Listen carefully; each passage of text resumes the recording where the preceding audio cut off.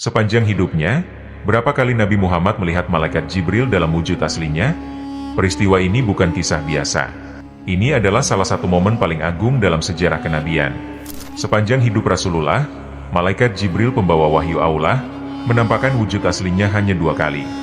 Dan setiap kali itu terjadi, langit dan bumi seakan menjadi saksi betapa berat dan mulianya risalah ini. Peristiwa pertama dimulai dari saat pertama kali Rasulullah menerima wahyu, tepatnya di malam sunyi di Gua Hira. Wahyu pertama telah turun. Hati Rasulullah masih bergetar oleh firman Allah yang baru saja diterima. Saat beliau melangkah keluar, tiba-tiba terdengar suara dari langit. Ketika beliau menengadah di ufuk yang terang, terbentang sosok makhluk agung yang memenuhi ruang antara langit dan bumi. Allah berfirman dalam surat At-Takwir ayat 23. Dan sungguh dia Muhammad telah melihatnya di ufuk yang terang.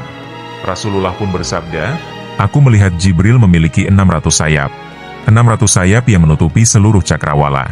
Dan penampakan kedua terjadi di tempat yang tak pernah dicapai oleh manusia sebelumnya, yaitu di Sidratul Muntaha. Di sana batas terakhir ilmu makhluk, Rasulullah kembali melihat Jibril dalam rupa aslinya. Allah mengabadikannya dalam surat An-Najm ayat 13 dan 14. Dan sesungguhnya Muhammad telah melihatnya pada waktu yang lain, di Sidratul Muntaha. Hal tersebut telah dibenarkan oleh Aisyah radhiyallahu anha. Ia berkata, Rasulullah tidak pernah melihat Jibril dalam wujud aslinya kecuali 2 kali.